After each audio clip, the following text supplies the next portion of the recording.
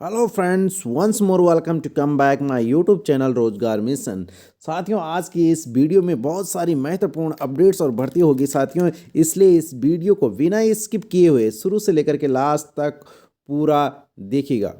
तो चलते हैं साथियों, यहाँ पर पहली अपडेट निदेशक माध्यमिक शिक्षा कार्यालय से है। तो साथियों, इसमें एक विज्ञप्ति जारी हुई है।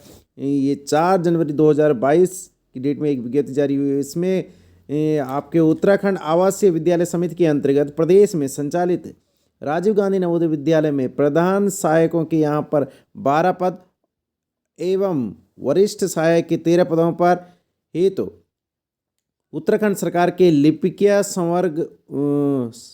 संवर्ग में राजकीय कार्मिकों से यहाँ पर प्रतिनियुक्ति के माध्यम से तैनाती हेतु आवेदन पत्र दिनांक 15 जनवरी 2022 सायं 5 बजे तक पंजीकृत डाक या कोरियर से निदेशक माध्यमिक शिक्षा उत्तराखंड नरूर खेड़ा तपोवन रोड देहरादून के कार्यालय में आवेदन पत्र आमंत्रित किए जाते हैं।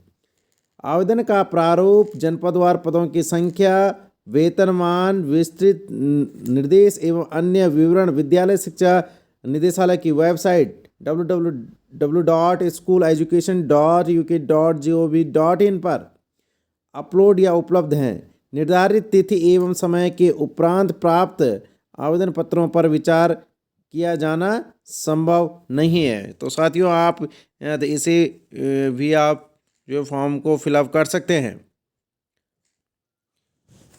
वहीं साथियों, उत्तराखंड लोक सेवा आयोग से भी नई अपडेट है कि यहाँ पर अपर निजी सचिव परीक्षा 2021 यानी महाधिवक्ता कार्यालय उत्तराखंड नैनीताल वाली विज्ञप्ति जो कि 26 सितंबर 2021 को यानी विज्ञापित हुई थी।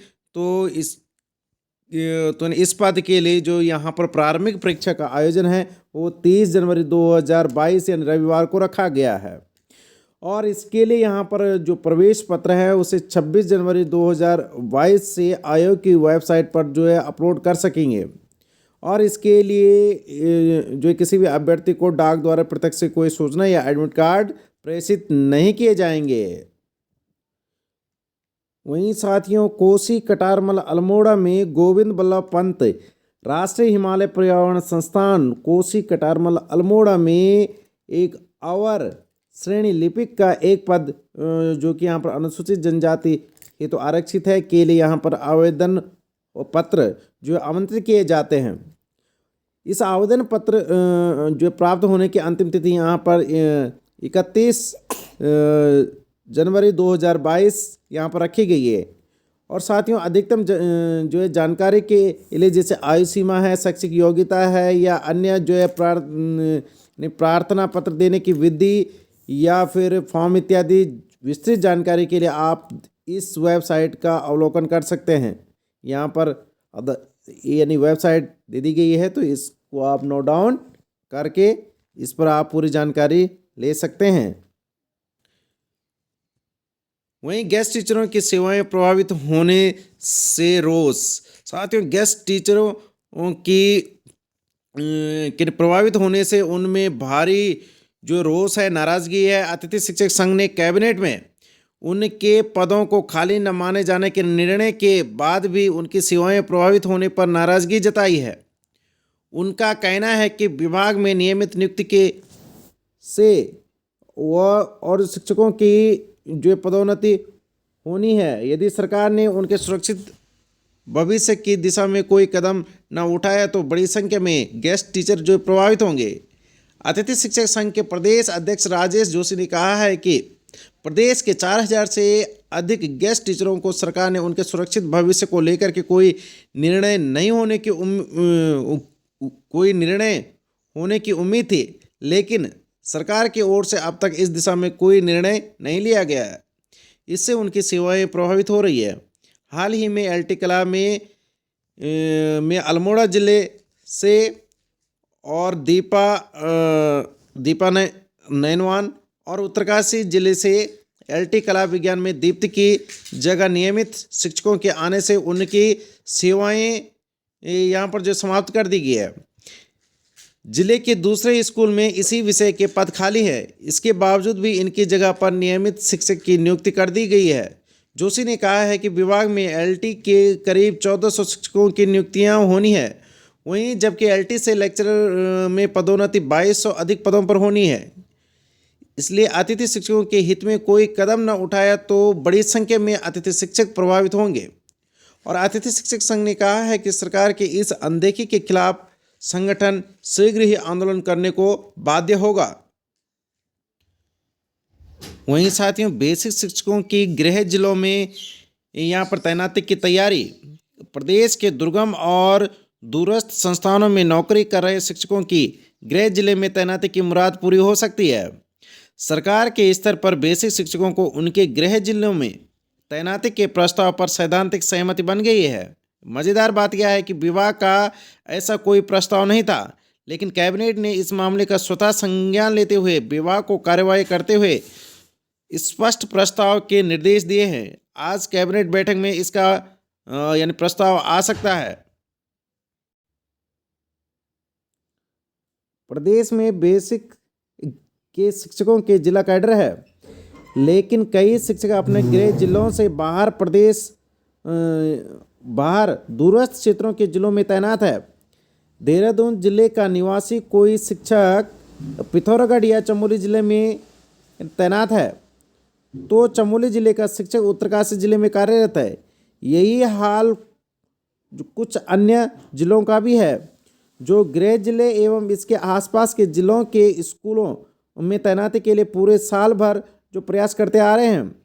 चुनाव से पहले इन शिक्षकों को राहत देने के लिए मंत्रिमंडल ने इन शिक्षकों के काउंसलिंग के आधार पर गृह जनपदों में तैनाती पर सहमति दे दी है।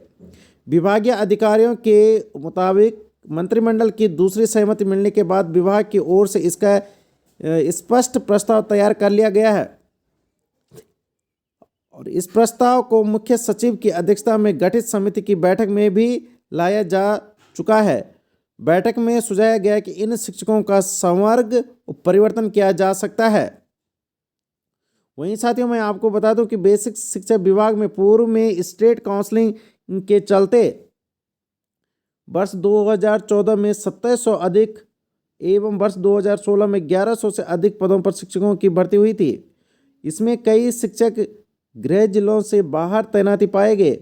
इसके अलावा वर्तमान में चल रही 2200 से अधिक पदों पर जो भर्ती चल रही है, तो उसमें भी उम्मीदवारों ने विभिन्न जिलों से आवेदन किया है और आरक्षित पदों पर नियुक्तियां के चलते भी जो कुछ शिक्षक एक दूसरे जिलों में यहाँ पर तैनाती पा गए हैं।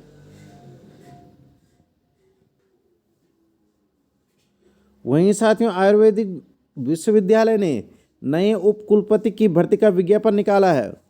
उत्तराखंड आयुर्वेदिक विश्वविद्यालय में कुल सचिव डॉक्टर राजेश अदाना की छुट्टी होने के बाद मंगलवार को विश्वविद्यालय ने उप कुल सचिव की भर्ती का विज्ञापन निकाल दिया है। इसके तहत 27 जनवरी तक आवेदन यहाँ पर किया जा सकता है। दरअसल आयुर्वेदिक विश्वविद्यालय में उप कुलपति डॉक्टर राजेश अदाना की तैनाती का आदेश शासन ने निरस्त कर दिया था। सचिव आयुष चंद्रेश कुमार ने इस बाबत उप कुलपति को और कुलपति की नाराजगी भरा पत्र लिखते हुए तत्काल उप कुलपति की यहाँ पर नियुक्ति जो प्रक्रिया है उसे शुरू करने के लिए यहाँ पर कहा था। इसके तहत मंगलवार को कुलपति की ओर से जारी विज्ञप्ति भी यहाँ पर जारी कर दी है। यह तैनाती नियमित या फिर प्रतिनियुक्ति के आधार पर की जाएगी। वहीं साथियों, संविदा कर्मियों ने की नियमितीकरण की मांग। तो यहाँ पर ऊर्जा के तीनों निगमों में उपनल के माध्यम से कार्यरत संविदा कर्मचारियों ने आचार संहिता लागू होने से पहले मुख्यमंत्री से नियमितीकरण नियमावली जारी करने की मांग की है। इसके लिए उन्होंने विभिन्न राज्यों की नियमावली का भी तर्क दिया है। मंगलवार को उत्तराखंड विद्युत संविदा कर्मचारी संगठन इंटक की प्रदेश कार्यकारिणी की वर्चुअल बैठक हुई। बैठक में आगामी चुनाव से पहले राज्य सरकार से तीनों ऊर्जा निगमों के उपनल कार्योजित संविदा कर्मचारियों को नियमित करने पर यहां पर चर्चा की गई है। वहीं साथियों, पुरानी पेंशन बहाली करने के लिए सीएम से लगाएंगे गुहार। राष्ट्रीय पुरानी पेंशन बहाली संयुक्त मोर्चा ने आह्वान किया कि वह सभी जिलों के जिलाधिकारियों के माध्यम से मुख्यमंत्री और वेतन विसंगति समिति के अध्यक्ष से पुरानी पेंशन बहाली की गुहार लगाएंगे। मंगलवार को मोर्चा की वर्चुअल बैठक की अध्यक्ष यानी प्रांतीय उपाध्यक्ष डॉक्टर डीसी ने की है। निर्णय लिया गया है कि जल्द ही सभी जिलाधिकारी के माध्यम से मुख्यमंत्री को पुरानी पेंशन बहाली के लिए पत्र भेजा जाएगा। पत्र में राष्ट्रीय पुरानी पेंशन बहाली संयुक्त मोर्चा के पदाधिकारियों के साथ वेतन विसंगति समिति के अध्यक्ष शत्रुघ्न सिन्हा से हुई वार्ता का प्रतिवेदन भी सार्वजनिक करने की मांग की जाएगी। वहीं साथियों, कोरोना को लेकर के यहाँ पर नई अपडेट देखने को मिल रही है। साथियों, उत्तराखंड में 24 घंटे में 310 लोग संक्रमित और एक की मौत। वहीं एक्टिव केसों की संख्या यहाँ पर 654 तक यहाँ पर पहुँच गई है। वहीं स्वास्थ्य सचिव डॉक्टर पंकज पांडे भी यहाँ पर संक्रमित पाए गए हैं। स्वास्थ्य विभाग की ओर से जारी सूचना के मुताबिक मंगलवार को प्रदेश में आए कोरोना के 310 नए मामलों में देहरादून में सर्वाधिक 192 केस शामिल हैं। इसके अलावा अल्मोड़ा में 5, बागेश्वर में 2, चंपावत में 2, हरिद्वार और नैनीताल में 26 और पौड़ी में 34, वहीं पिथौरागढ़ में 5 और टिहरी में 3 और उधम सिंह नगर में 13 और यानी उत्तरकाशी व रुद्रप्रयाग में एक मरीज मिला है। वहीं देहरादून के आरोग्य धाम अस्पताल में भी भर्ती में कोरोना संक्रमित एक मरीज की मौत हो गई है। अब यहाँ पर प्रदेश में कोविड के 654 एक्टिव केस हैं, जिनमें से सर्वाधिक 337 देहरादून के हैं। दूसरे नंबर पर 160 केस के साथ नैनीताल और तीसरे नंबर पर यहाँ पर 53 केस के साथ उधम सिंह नगर के शामिल हैं। मंगलवार को प्रदेश से कोरोना संदिग्ध के 18,699 सैंपल लिए गए, जबकि 15,573 सैंपल के रिजल्ट पहले ही यहाँ पर प्रतीक्षा में है। तो साथियों, ये थी आज की अपडेट्स। Thanks so much.